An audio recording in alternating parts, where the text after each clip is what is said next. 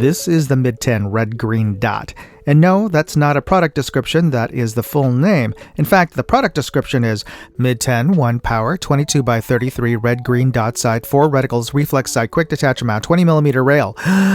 So, is this airsoft grade budget reflex sight usable for real firearms or even rimfire?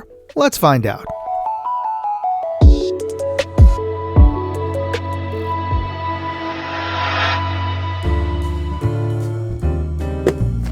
Let me start with a quick unboxing, and then let's just see the contents of the box.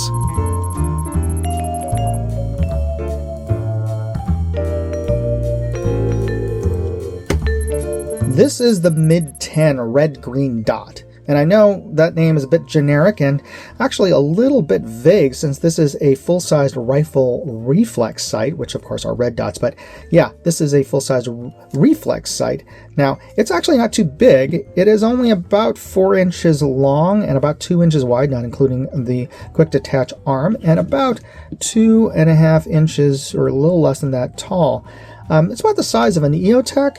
In fact, comparing it to a full-size tube red dot like this one here, it's actually maybe a little bit smaller. So yeah, this is not a overly large optic, though it does have a large, some would say an oversized sight window here, front lens. Word of caution, front lenses on reflex sights are a bit fragile, so if you're planning on using this for airsoft CQB, have some sort of protective covering or scrim in the front here, because a point-blank hit at close CQB range can crack the lens, as well as, of course, dropping this onto a rock or something hard. But it does have a full metal cage around it, so this will protect it from most bumps, inadvertent bumps, or even a fairly light drop or spill on a rifle. But the rear is polymer, as well as most of the body of the optic itself. The rail and the cage are metal, and this is fits for a Picatinny rail. Now, this has a crossbar quick release here that you can adjust the tension with this hex screw on the side. It does not have a secondary locking mechanism for the quick release lever arm here. And in the past, with non-locking quick release arms on other optics and mounts that I've had, it can work itself loose with heavy and repeated fast recoil. So just a word of caution there, though in my experience thus far in testing, this is held tight, so I have no complaints there. Now, this is a both red-green dot, as I mentioned. Now, you're seeing here is not very clear and sharp because this is focusing on the table, which is less than 3 feet away, so it's not going to be super clear, but I just wanted to show you that it does have both red and green illumination, and you can cycle through 8 levels of brightness, both red and green, and it does remember the last brightness setting that you had in both red and green. So if you switch between red and green, it'll be the same brightness level, and I'm going to turn it off by just pressing it for 3 seconds. And when you turn it back on, it's the same brightness level. So that is a nice feature, though I wish there was a way to turn, to adjust the brightness up and down instead of having to cycle through all of the different brightness settings. Now, it has 4 different reticle patterns: a dot, a circle dot, a crosshairs dot, and a circle crosshairs or sunburst pattern. So you can switch to between those quite readily. And I believe the dot is a 6 MOA dot, and when you have this at its brightest setting in either red or green, if you have it on the other reticles, the emitter will spill a little bit into the case, or it'll light up the interior of the rear of the case, so you will get a slight halo effect sometimes at its brightest. On the other dot settings, it's less evident on just a single dot. That's something that I've noticed. Now, in terms of adjusting the position of the dot and zeroing it out, it does come with a hex key, and you can adjust the elevation and windage. Now, let's take a listen to the elevation adjustments. It is audible and tactile positive, though a little bit mushy feeling, I have to say. Each click is about 1 MOA. And for our windage, actually I can feel it when you turn it counterclockwise, but there's no sound. There's only clicks when you turn clockwise. So yeah, that's a little bit annoying. Again, also kind of mushy. And the only other annoying feature I'd have to say is the battery choice. Now, this is powered by 3 LR41 button batteries. and these are little hearing aid batteries. They are 3 of them in a stack, and it comes with 6, so it comes with a set of replacements. But it is kind of odd that they chose the button battery as opposed to the more common, coin battery. CR2032 coin battery is the more common battery that you'll find in Reflex and red dot sites. So I'm wondering why they chose the LR41 and 3 of them. At least you can buy these kind of batteries pretty readily at most drugstores and discount stores. So it's not going to be very difficult or expensive to buy those LR41 batteries, but still is an odd choice to me. But overall, it seems like a decent, if old school style Reflex sight. We'll get this mounted up and take it outdoors and test it out next. Before we get started with the test, I'd just like to take a quick break here to talk about this episode's sponsor, Aura. For the cost of just a VPN, I'm getting a whole suite of security services, including $1 million in identity theft insurance, and they're even removing me from those damn data broker listings. Use my link, aura.com/moondog, and you can try them for 14 days, free. And if you use that link, you're helping to support this channel. Identity fraud is a real thing, and with AI, it's all too easy to spoof your identity. That's why you should try out Aura. All right, let's get back to the tests. We're out at the rifle range, and I have the optic on my Ruger 10-22 takedown rifle.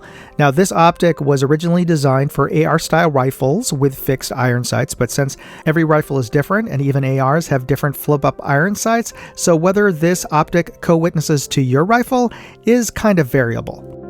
Now let's take a look at the reticle from 50 yards. This is the red dot, and this is the circle dot, and this is the crosshairs dot, and this is the sunburst circle and crosshairs, and now in green. I'll just go in reverse here to the crosshairs dot, circle dot, and back to the 6 MOA dot.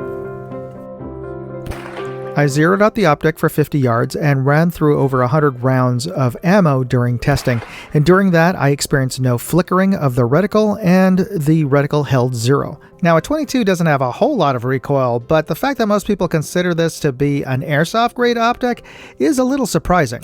And I shot almost 200 rounds that day, and I've tested budget optics that didn't even last 1 mag before losing 0, so this is a lot better built than I was expecting.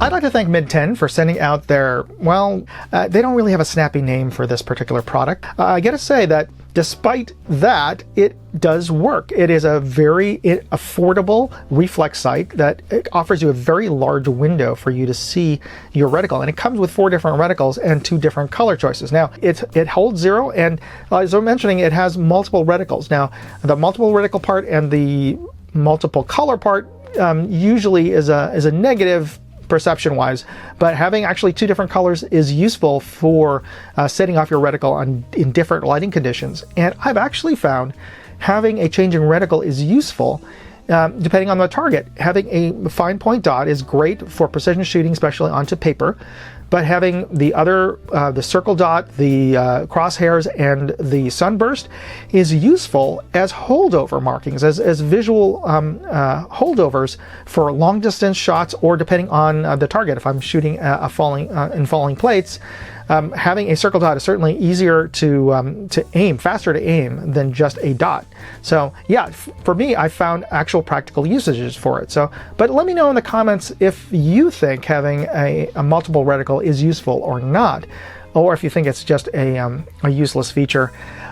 Now, the one thing I do have to say negatively about this is just the battery, or the batteries. This runs off of the LR41 batteries, which are basically the little tiny hearing aid button batteries, 3 of them.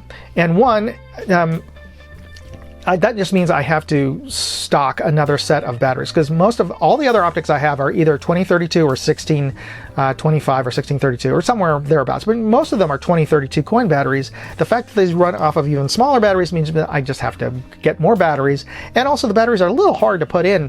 It's easy because it's a little tube that you have to drop each of 3 batteries, and you have to orient them properly. It's a bit of a of an annoyance more than anything else. But let me know in the comments why you think that they chose to run it off of 3 LR41 batteries as opposed to a coin battery. That's the only thing I wish they would have not gone with and just gone with a regular 2032. But you know, that's my thought on that. But otherwise, this is a pretty nice product for the price. It's a very reasonable optic, and it works. It's you know, like I said, I'm going to be running it on my competition rifle for my next match. And if you're interested in picking one up, I've included product links as well as more information in my full write-up at moondogindustries.com.